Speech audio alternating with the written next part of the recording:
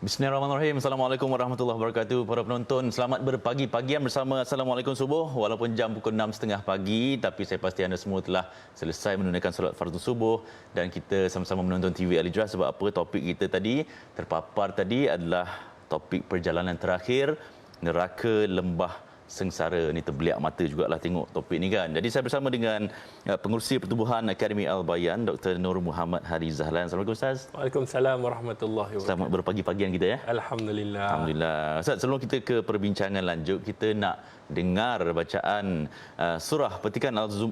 petikan surah Al-Zumar ayat 71 bersama dengan Ustaz Syekh Asim Osman. Kalau boleh kita saksikan. أعوذ بالله من الشيطان الرجيم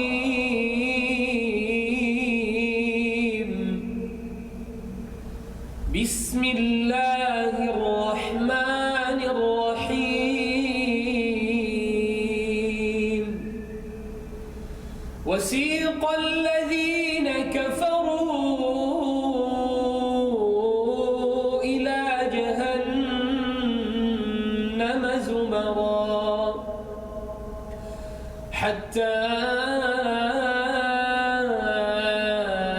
إذا جاءوها فتحت أبوابها وقال لهم خزنتها ألم يأتكم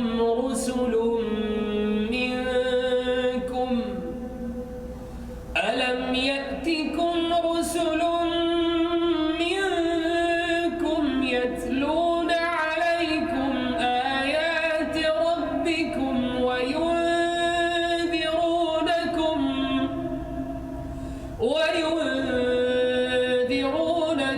لقاء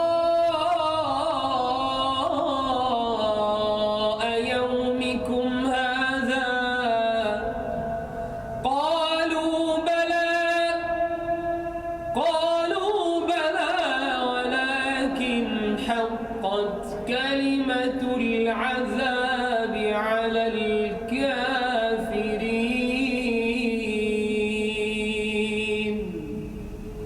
صدق الله العظيم.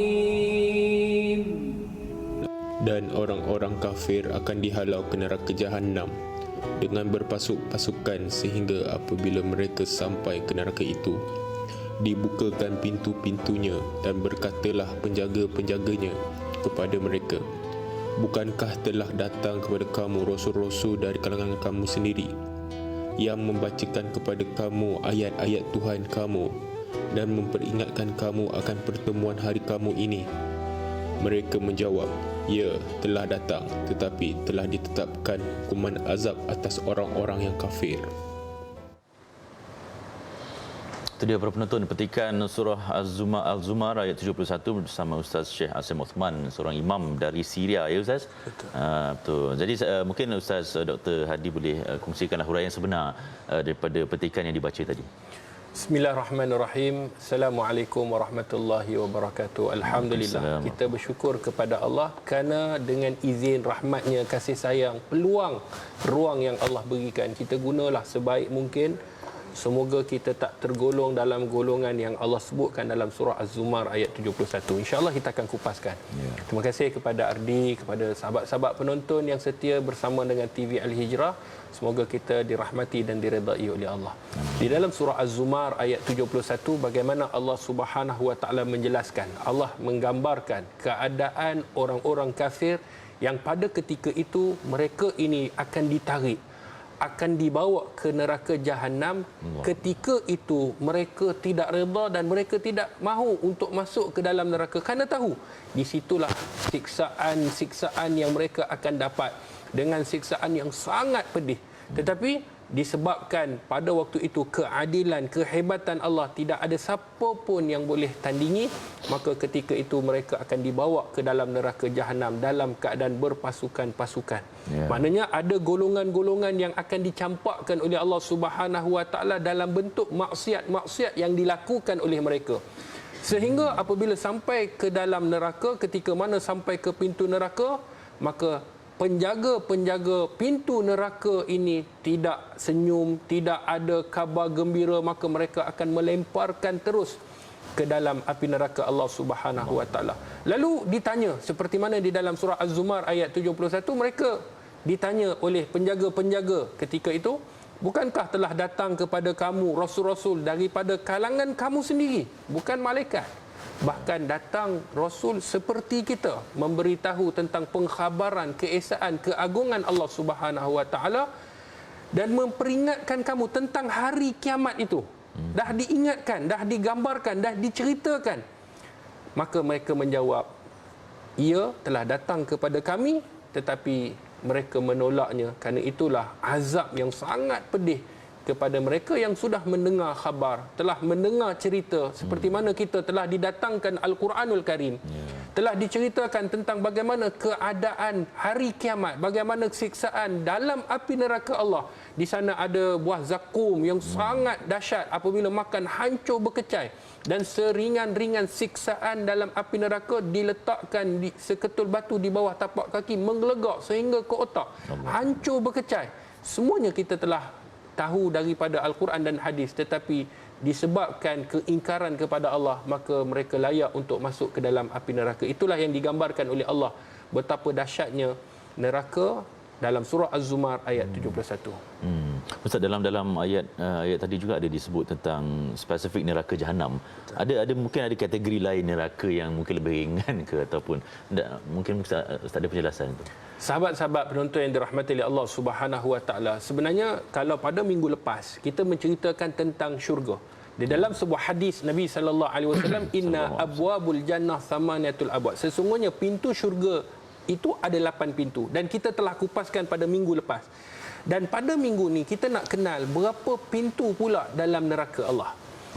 Di dalam ayat yang mana yang disebutkan dalam surah Al-Hijr ayat 43-44, wa inna jahannama la maw'iduhum ajma'in laha sab'atu abwabin likulli babin minhum juz'um maqsum. Dan sesungguhnya neraka Jahanam itu tempat yang dijanjikan bagi sekalian mereka yang menurutmu. Ia mempunyai 7 pintu, kata Allah. Bagi setiap-tiap sebuah pintu ada bahagian yang tertentu daripada mereka yang sesat lagi menyesatkan. Maknanya neraka Jahanam ada, dalam neraka Allah Subhanahu wa taala sebut neraka ni ada 7 pintu. Dan setiap pintu tu ada golongan-golongan yang akan masuk, yang akan dikategorikan mengikut pintu masing-masing. Kalau syurga, kita ada pintu orang yang berpuasa, pintu orang yang bersedekah, pintu orang yang solat. Maka orang yang solat akan masuk dalam pintu. Begitu juga dalam neraka Allah, di sana ada 7 pintu. Yang pertama ada pintu yang dinamakan neraka Jahanam. Ia dihuni oleh orang yang beriman kepada Allah tetapi melakukan maksiat, na'udzubillah. Dia beriman kepada Allah tapi buat dosa, judi, minum arak, kata ke orang, maki orang, fitnah orang, tengok maksiat. Mereka ini disediakan iaitu neraka Jahanam. Dan inilah yang banyak diceritakan oleh Allah Subhanahu wa taala dalam Al-Quran, dan banyak disebutkan tentang neraka Jahanam. Yang kedua, pintu yang disebut neraka Lazza. Mereka ini seperti mana di dalam tafsir Imam Mufassir, iaitu antaranya tafsir Imam Tabari, menyebutkan neraka Lazza ini dihuni oleh orang-orang yang dikategorikan sebagai Yahudi. Mereka akan masuk ke dalam neraka Lazza. Yang ketiga, neraka yang disebut Hutamah. Hutamah ni yang mana maksud Hutamah ni, siapa-siapa yang masuk dalam itu hatam, dia akan hancur berkecai. Dan mereka yang akan masuk ke dalam neraka Hutamah ni, kata Imam Tabari dalam tafsirnya, iaitu orang-orang yang dikategorikan sebagai Nasrani. Yang keempat disebutkan neraka Saqar. Yang mana neraka Saqar ini disebutkan oleh Imam Tabari, mereka yang akan menghuninya adalah penyembah-penyembah kepada matahari ataupun api, iaitu orang yang dikategorikan Majusi. Dan yang kelima, neraka ataupun pintu yang disebut Sa'ir, iaitu mereka yang mana mengada-adakan sesuatu dalam agama. Mereka ini akan masuk ke dalam satu pintu yang dinamakan Sa'ir. Kemudian yang keenam disebutkan Jahim. Mereka ini yang akan menghuninya adalah orang-orang musyrikin. Orang-orang yang syirik kepada Allah Subhanahu wa taala akan dicampakkan ke dalam satu neraka yang dinamakan Jahim. Dan yang ketujuh, nerakanya adalah neraka hawiyah, iaitu yang akan dihuninya adalah penghuninya, kata Imam Tabari dalam tafsirnya, mereka yang dikategorikan sebagai golongan munafik. Golongan munafik ni mereka mengaku dirinya beriman kepada Allah. Mereka solat seperti solat kita, berpuasa seperti puasa kita, bayar zakat seperti, pergi haji sama seperti, tetapi dalam hatinya penuh dengan keraguan, tidak beriman kepada Allah dan Rasul. Dan orang munafik ini fi darkil asfal, yang paling bawah, antara neraka yang paling bawah, yang paling dahsyat, yang paling siksaannya teruk adalah mereka kata beriman tetapi mereka mengingkari keimanan yang mereka sebutkan itu. Sebab itu orang-orang munafik ni akan dicampakkan neraka yang itu dia gerun saya dengar Ustaz. Kan kita minta berdoa lah hari-hari supaya kita dijauhi kalau boleh, janganlah jadi manfaatkanlah dunia kita ni untuk beribadah supaya syurga lah tempat kita dan bukan neraka. Kita nak berehat sekejap Ustaz. Kita akan kembali selepas ini dalam Assalamualaikum Subuh. Masih dalam Assalamualaikum Subuh, kita berbicara tentang perjalanan terakhir neraka lembah sengsara. Tadi Ustaz ada huraikan sedikitlah tentang pintu-pintu neraka sebagainya kan. Tapi sekarang saya nak tanya Ustaz, keadaan api neraka yang disediakan oleh Allah kepada hamba-hamba yang derhaka kepadanya, macam mana Ustaz? Allahu Akbar. Bila kita sebutkan Ardi kan, tentang neraka ni, na'udzubillah, kita rasa risau sebab kita tidak ada jalan untuk kita keluar. Kalau hari ini kita ditakdirkan, katalah kita salah, didapati bersalah, kita ada beberapa mahkamah yang boleh dibicarakan. Mahkamah rendah, mahkamah tinggi, kita ada mahkamah rayuan, kita last kali mahkamah persekutuan. Kalau tak lepas juga mahkamah persekutuan, ni bukan nak ajak, tapi kebiasaan orang boleh lari luar negara. Duduk luar negara sembunyi, masih lagi selamat. Tapi kalau dalam neraka Allah, mana kita nak pergi? Di mana lubang kita nak keluar? Kerana apa? Kerana ahli neraka memang diceritakan di dalam kitab-kitab, mereka akan lari, tetapi akan ditarik oleh malaikat-malaikat yang menjaga dan akan diseksa mereka ini, dan mereka akan tertanggal sampai kulit, sampai tulang, semuanya hancur. Kita akan merasai seperti mana kita hidup. Allahu Akbar. Kita kalau kena api dunia ni pun kita dah rasa sakit, bagaimana api neraka? Yang pertamanya kita nak tahu kepanasan api neraka. Kata Nabi SAW dalam hadis yang dikeluarkan oleh Imamul Muslim di dalam sahihnya, kata Nabi, api dunia ni, gambaran api dunia, jangan kita sebut api neraka lagi, api dunia, iaitu satu daripada, kata Nabi SAW, api dunia ni diambil satu bahagian daripada 70 bahagian. Baru ambil satu bahagian. Kemudian dalam riwayat direndamkan di laut sebanyak 2 kali. Direndam sehingga kering air laut, bukan air dalam botol, bukan air kolah, air laut kering. Kemudian barulah dapat digunakan di atas muka bumi. Bayangkan hari ni kita pergi dapur, kita cuba rasa api dunia ni pun tak mampu, tak sanggup. Bayangkan itu baru 1/70. Dah direndam, dah dikata dikurangkan kepanasannya, direndamkan sebanyak 2 kali. Bayangkan bagaimana api neraka yang kata para alim ulama, neraka ini apabila seseorang itu masuk, neraka ini apinya sangat gelap kerana terlampau panas. Sebab itu kita menginsafi, kita muhasabah diri, sanggupkah kita hari ini kerana kenikmatan yang sementara di dunia, kelazatan yang tidak berapa lazat di atas muka bumi, kehidupan kita 60 tahun, tetapi kita nak menghadap satu hari di sana bersamaan 1000 tahun di dunia. Allahu Akbar. Kita 63 tahun, 64 tahun, 70 tahun, kita rasa puas dah hidup di dunia. Kalau hari ni macam saya dalam umur lingkungan 30 tahun, kita pun rasa, ya Allah, dah banyak dah yang kita lalui. Bayangkan satu hari di sana, 1000 tahun di dunia tak sampai ini. Sehari tu. Tak sampai sehari. Betapa dahsyatnya kita akan diseksa. Na'udzubillah. Moga-moga kita tak tergolong dalam golongan orang yang rugi. Kemudian, kata para alim ulama berdasarkan sebuah hadis Nabi SAW, hadis yang dikeluarkan oleh Imamul Muslim, bagaimana kedalaman lubang api neraka. Pada satu hari, kata Abu Hurairah, dahulu kami sedang bersama dengan Nabi SAW, ketika itu kami terdengar satu bunyi yang sangat kuat. Dia jatuh, berdebuk jatuh. Lalu Nabi SAW menyebut, apakah kalian tahu suara ini? Maka sahabat-sahabat menjawab, Allah dan Rasulnya lebih tahu. Maka kata Nabi SAW, itu adalah batu yang dilemparkan di dalam neraka sejak 70 tahun yang lalu. Sementara saat itu batu ini sedang jatuh di dalam neraka sehingga terhenti sampai dasar neraka. Baru sampai 70 tahun dahulu lempar satu batu masuk ke dalam neraka, baru dengar. 70 tahun. Maksudnya, ya Allah, betapa luasnya. Sebab itu orang kadang-kadang dia kata mungkin neraka ni dipenuhi orang mungkin tak muat. Tetapi apa neraka kata kepada Allah, hal min mazid, ya Allah, ada lagi tak orang yang derhaka kepadamu yang nak masuk dalam neraka? Disediakan seluas langit dan bumi. Masih ruangnya masih cukup luas.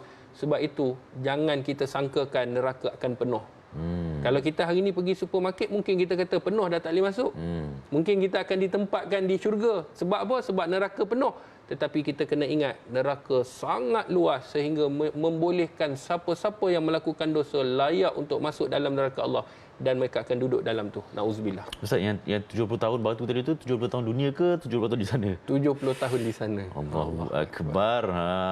Kiralah darablah berapa kan dia punya ni. Ustaz, yalah kita pun dah, yalah masing-masing saya percaya penonton, pasal saya sendiri pun gerun dengar keadaan sebenar neraka kan.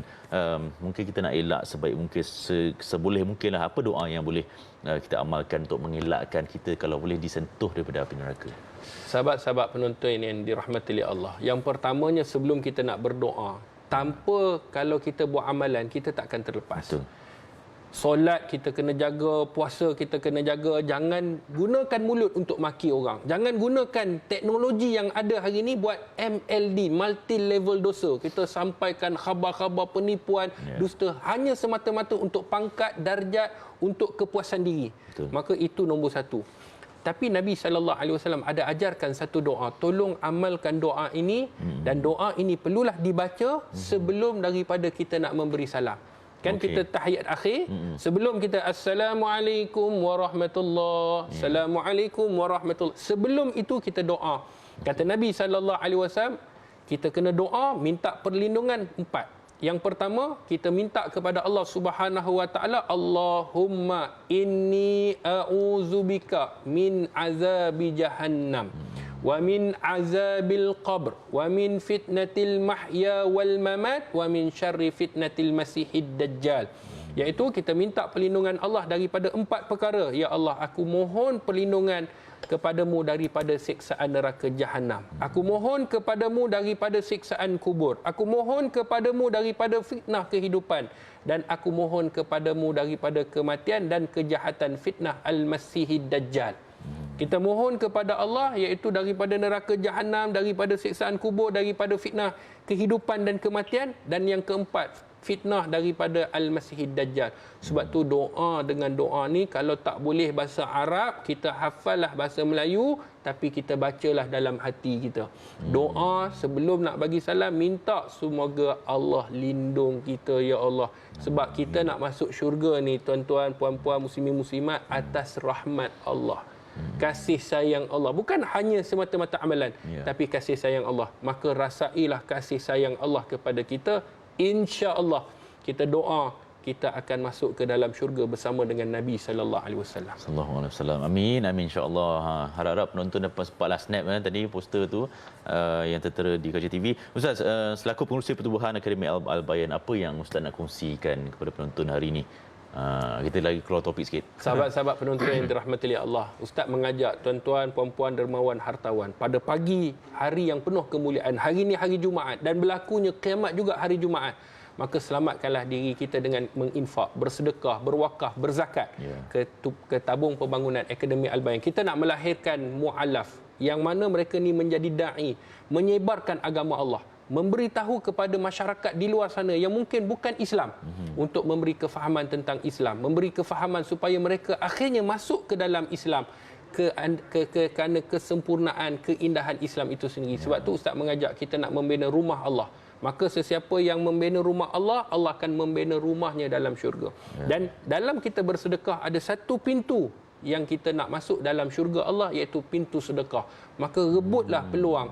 Tak semestinya kita berikan dengan hasil yang banyak. Kalau sekiranya mampu, alhamdulillah. Tapi Ustaz, kalau saya tak mampu, hanya sedikit, Maka kata Nabi sallallahu alaihi wasallam seperti mana dalam hadis, man bana masjidan lillah, sesiapa yang membina rumah Allah walaupun sebesar sarang burung. Sarang burung tak besar mana, kecil je. Tetapi nilai di sisi Allah, Allah pandang, maka Allah akan membina rumahnya, mahligannya dalam syurga Allah Subhanahu Wa Taala. Sebab tu, ayo sama-sama kita menyumbang ke tabung pembangunan Al-Bayan. Hari ni hari Jumaat, ayo sama-sama kita cepat untuk selamatkan diri kita daripada neraka Allah. InsyaAllah. So jangan lupa ambil kesempatan untuk sama-sama berinfak pada masa sama hari Jumaat. Banyak pahala yang dapat insyaAllah kita perolehi. InsyaAllah. Terima kasih banyak Dr.